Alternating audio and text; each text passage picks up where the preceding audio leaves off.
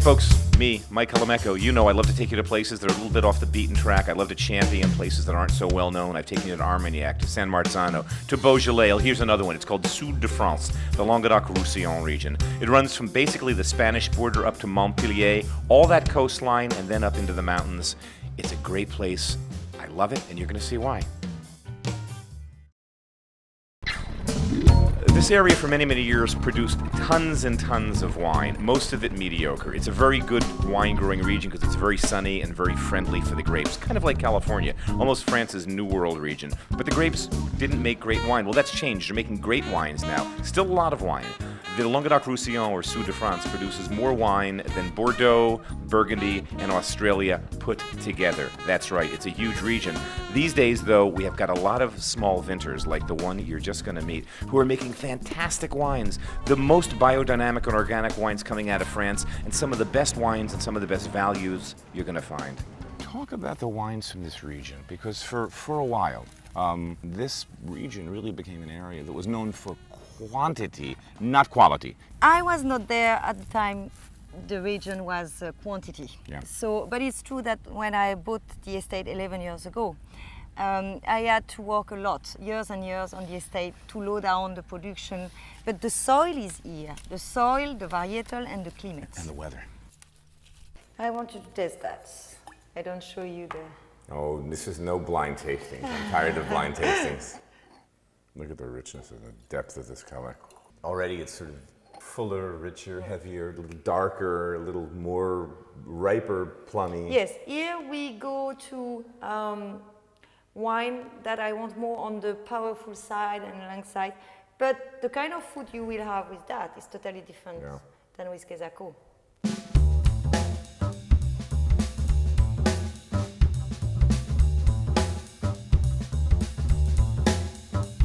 We're outside the Moulin de Costières in Saint-Gilles, which is again along the Sud de France region.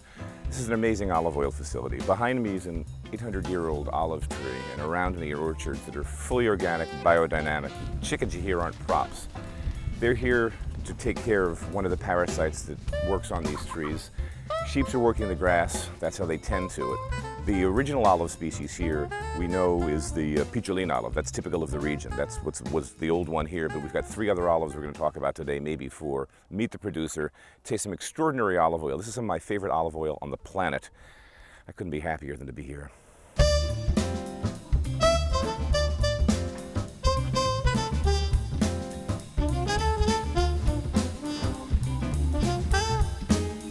And we're going to do what we do, don't we? We're going to taste.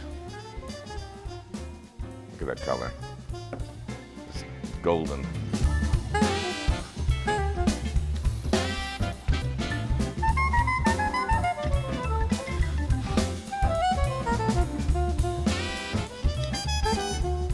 It's crazy. You know, the signature of this olive oil, just now a little bit of the pepper on the end, but so smooth, so silky, and these beautiful esters. I mean, this oil is so unique. Now we're going to move to this one, which is the fruit, same thing, a little less ripe, and it's going to be, actually, wait, might take the lid off, Michael. It's going to be a little more intense.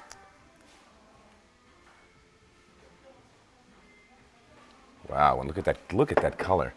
Good God. It's like honey. Different color. Completely different color.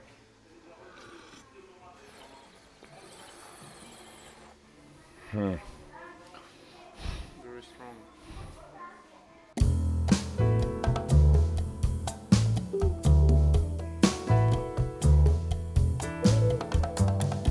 We're here with Nessa Miguel on a boat drifting down. What's the name of this river, do you know? Canal du Midi.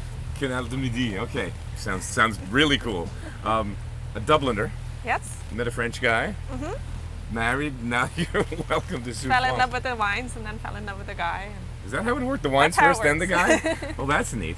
So tell us a little bit about the winery, because your husband's family's had this for years. Yeah, the winery is based in the Saint-Chinian, which is just north of Béziers. And Laurent Miquel, who's my husband, the Miquel family have owned the winery since 1791, so just after the French Revolution. It's a long time. It's a long time. So that's 8 generations of knowledge being passed down father to son about the wines, about the lands, etc. And they've pretty much got it down by now, down pat in terms of making wines. Syrah. So this is 70% Sanso and 30% Syrah. So rosé is really a way of life for us down here. This is what I have in my fridge all summer long. This is all we drink. It works so As a beautifully percent. with late spring summer foods too. When you think about all the vegetables, a little bit of tomato in there, maybe some acidity because you're doing things with vinaigrette and salads, and Absolutely. Yeah. works with light meats, works with fish. So chicken in a lemon sauce, anything like that. Yeah. Anything that has a little bit of acidity. Rosé is wonderful. The danger with this wine is that it's quite easy to drink. It's the danger with good wine. You know, when you think of sparkling French wines, of course, you think of champagne. Well, believe it or not, the method of making champagne, that method champenoise of a second fermentation in the bottle, was actually invented years ago down here in the Sud de France. That is a fact. They make two types of sparkling wines called Blanquette and Cremant, and we're down here in one of these really chalky caves. We're going to taste some of these wines, and they're wonderful values. This stuff's like $10 to $25 a bottle, and it's really good. You can see really nice, light, delicate, very small bubbles. Nose is beautiful. No yeast, a little apricot, a little bit of those kind of fruit, peach, apricot. This is a really good wine to drink before dinner, but I think this is a really good wine to drink with food. Yeah. It's just because of that acidity, it just pairs beautifully with food. C'est même facile, friand. What you have here is an aerial shot taken from a helicopter. I'm not in the helicopter. I was supposed to be, but I bailed. I was terrified. I don't like heights. When I saw the helicopter, I said no. So Joe, my courageous cameraman, he's doing this. As you can see, we're near the Mediterranean, and from the air it can seem flat and languid, but it's really diverse and beautiful. And what you're looking at down here is actually sea salt being dried and processed in lagoons by the sea. Pretty cool, huh? Aside from the wines, this place is known for a lot of things, not the least of which is the oyster aquaculture. We're going to take a ride out on a boat and see these wonderful beds that are fed in this fantastic bay, and we're going to see how they grow oysters on ropes that are delicious here in the Sud de France. Oh, that's beautiful. T'es goûteur. You know we like our seafood fresh, don't we?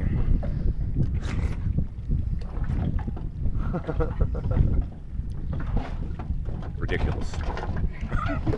That is one sick. That's insane. I mean, I've had great oysters before, but forget about it. That's crazy. One more, please. One more. Florent, tell me, when did you start cultivating, or the French start cultivating oysters in this method on rope? Alors au début du siècle, en 1906. Then it started in 1906. It was a house builder who was growing oysters, and he was looking for a solution to grow them, but to know that they will stay in the place they want. And then it started gluing them on rocks. It's how it started. But when on rope? When on rope did that start? Et très vite après c'était pas sur des cordes. Okay, first it's initiated on wooden pieces, and it's on the 70s that they started putting them on ropes.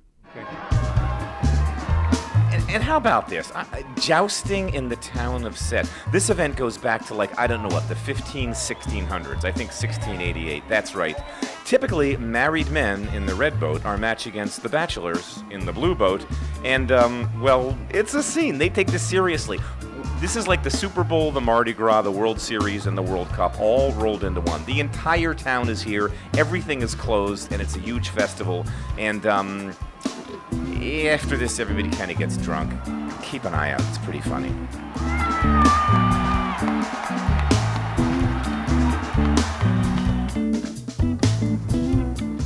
Okay, so we're back in the south of France. You think of south of France, one of the things I was eating there that I love is seafood. You know, the whole coastline that runs from basically Barcelona past Montpellier. Some great fishing in there. So we're going to cook. What am I going to cook? I want to go back to one of my favorite ways to cook fish, which is to deep fry fish. I love fried fish. If you do it right, it's not that bad for you, and it tastes delicious. The French have a dish called friture, like fritto misto in Italian, and it's a mixed seafood plate. So I'm going to make one of those. Seafood, not a problem. I've got my stuff in Cape May, brought it up to New York City with me, fresh, still swimming out of the docks. But what do I need for friture? This is so simple.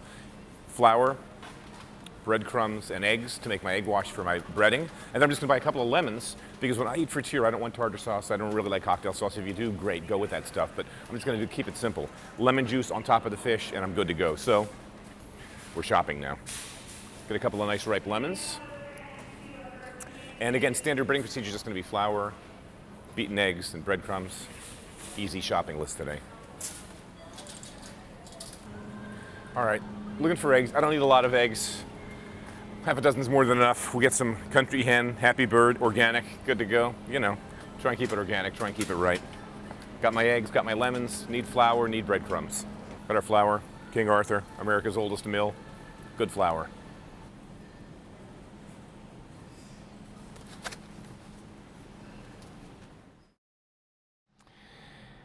Yeah, so we had that crazy trip to the Languedoc-Roussillon, Sud de France, which is this really big region. I mean, like from Spain to Montpellier, the entire coastline, and then way up into the Pyrenees. So it's really like 8 or 9 different regions kind of tacked into one. And I think we talked about this, biggest wine producing region in France by a long shot. For many, many years, they made a lot of bad wine there. It was where all the vin de table came from, and now it's actually turned around into making a lot of great wines in the Sud, which is why we're there, which is why I wanted to do the story. And I love these regions that are sort of less, everyone knows Nice, everyone knows Provence, everyone knows Aix-en-Provence, but people don't know Languedoc-Roussillon, Sud de France, really beautiful alternative, great spot. So back, I mentioned at the Food Emporium Bridge Market, we're going to do a friture, because when I go to places like that, I love simple seafood preparations. If I'm in Paris or I'm traveling specifically for a 3-star restaurant, then I'll want all that stuff. But when I'm traveling elsewhere, I just like it simple, and I want to eat what they're eating and what's local. And you could see the water was there, and same thing with me. So I'm going to do this friture dish, which we talked about. So it's just very simple. It's the French word for like a frites misto, fried mixed seafood. And I want to do this because it's so easy to do at home, and I think people are afraid of frying. I don't know why they're afraid of frying. If you fry correctly at the right temperature, it's not that heavy, it's not that greasy. It's a great way to do wonderful fresh seafood. And let's face it, it's delicious. So, to that end, what do I have here? Piece of skate. You don't think of deep frying skate? It's fantastic. And I do this because the Europeans eat skate all the time, and I'm a big fan of skate. Nice big dry scallop. I'm going to cut that in half so it cooks quickly. These are some fresh Florida shrimp, so they're not frozen. They're fresh, head off. You can get these almost 9-10 months out of the year. And this is just a real nice piece of, you can see East Coast. You can see the light through that maybe. East Coast fluke flounder, perfectly intact. Got this at in Cape May for my boys before I left. Just totally fresh fish. You can see nothing's breaking apart. It has that gorgeous look, like gelatin, like transparent, perfect fish. And what I'm going to do is cut them all. We do this in cooking. We're going to cut them so we can handle them, and so they're going to work on a plate, and so you can almost eat them with your fingers. So I'm just going to cut the skate into pieces, comme ça. Same thing with the flounder, so you can more or less just pick it right up off the plate with your fingers and eat it that way. Scallop in half because it'll just cook faster that way, and again, it'll be bite-sized. And the shrimp, don't buy peeled shrimp. Just get them and peel them yourself. It's so easy. To peel the shrimp, I've told everybody this before a million times, but open it up. Put your thumb in where the little legs are and just peel it back and pull. Boom. How hard was that? That's peeled shrimp. Again, open it up, put your little thumbnail in underneath where the legs attach, and then just pinch, and out they come. So why would you pay extra to have someone do that for you? Plus, I always find that the peeled stuff really tastes like nothing. And I'm going to probably devein these too. Yeah, you don't want to eat sand if you can avoid it. It's just gritty. Like cutlets, chicken, pork, deep frying fish. The standard procedure for this and how they do it at restaurants and why it's always so crisp and perfect is it's called standard breading procedure. You'll learn it in cooking school. It's like frying 101. So what is standard breading procedure? It's not a mystery. It's the same thing for everything I just mentioned. Flour, beaten eggs, which are known as egg wash, and then your breadcrumb. So we got our eggs today, and we're just going to crack them. Flour I already have out. We don't need more than a couple of eggs. I like to season everything when I cook, so one of the things I do is I make sure the egg wash is really well seasoned because I know everything's going to have egg wash on it.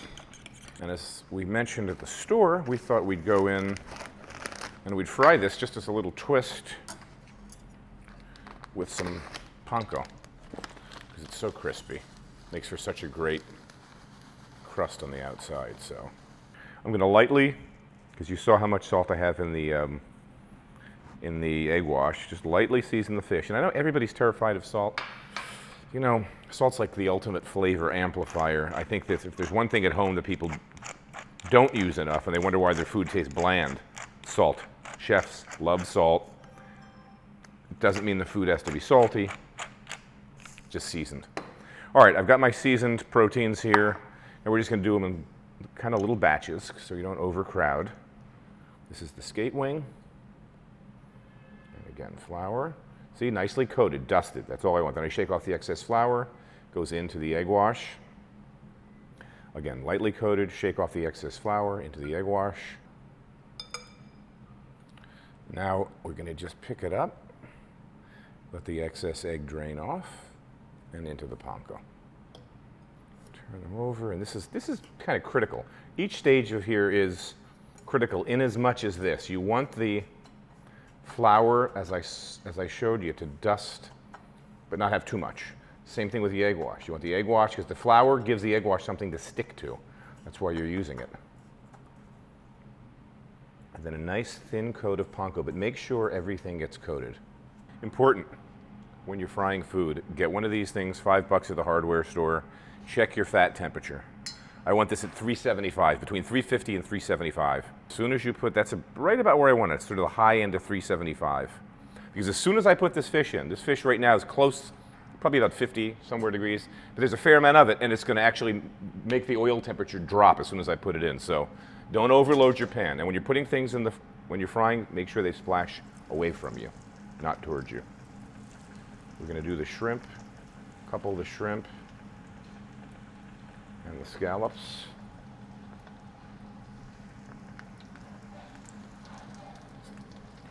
And we'll move them around. You can see this doesn't take long at all. Quick, fast, and in a hurry. You can see how nice and crunchy that panko gets. A couple of shrimp in here, give them another couple of seconds. When they're golden brown, they're done. That's how you tell that's why you cut fried things small like this. And I should also note that when you get done with oil like this, shut it off, let it cool, let it come to room temperature. And then with a little strainer, you can strain it out into a container. You can reuse this oil again, probably twice before it begins to get funny. And when it gets funny, you'll notice it because it begins to foam a lot when you're frying with it. It just doesn't behave the same way chemically. But this oil is good for at least a couple of more batches of deep fat frying. And if you're doing fish again, nice to use that fish oil for fish. And if you're not using fish and you have oil for chicken or something like pork, keep that oil separate. Label them. All right. Doesn't get much simpler than that. And again, usually when you're breading anything, again, it could be chicken cutlets, pork cutlets, fish fillets, whatever you're doing, the most time you're going to take is in that breading part. The cooking time is super, super fast. That's why one of the sort of advantages to these dinners. But the setup is slow, but the cooking is fast. Smells great. And with panko is great because it's got this really crispy texture. It's an extruded Asian breadcrumb. Japanese kind of invented it, and you see it a lot now in all sorts of markets, but it's extra, extra crispy. And I think it's actually extra light in a way, too, because of the shape of it. And when I eat fried foods, sometimes with fish I'll use tartar sauce. A lot of times I just use lemon. And what happens when you're frying is you've created you're steaming the fish on the inside. That's really what happened. You've created this envelope, flour, egg wash, breadcrumb, that actually seals in the protein inside. And breading cooks, the fish steams. That's basically chemically, or whatever I'm trying to say, technically what's taking place. We're just going to arrange these on a plate in no particular fashion because, as you could tell, if you've been watching this show for any length of time, food styling isn't my thing. We don't have a food stylist. Leave that stuff for somebody else's program. We'll just pile it up and we'll serve it with a couple of lemon wedges. And I am going to have a bite of, I'm going to guess this is skate. Let's take a peek. Yeah. Drop of lemon juice. Oops.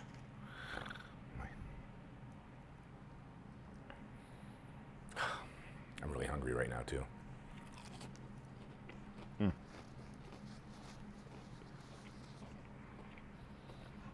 In the summer, I make this a lot. Big cast iron pan, corn on the cob, tomatoes. And I always make too much. A, because that's a tendency I have anyway, to make too much.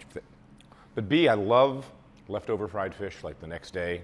Cold flounder in a sandwich, or just cold shrimp out of the box with a little tartar sauce, with a salad. So this is great. Don't finish. It's so much work, you know, it's nice to make extra. You have these leftovers, great hot that night. If you have leftovers, don't worry about them. I think they make great cool meals out of the refrigerator. Fried fish at home, simple to do. And again, look for, what would I drink with this? It's funny, I was really trying to, I sort of forgot, but I was going to have a bottle of the Picpoul, that wonderful white wine that we saw from around Montpellier. Perfect wine for this. Also something bubbly, like a good blanquette. We saw that champagne style.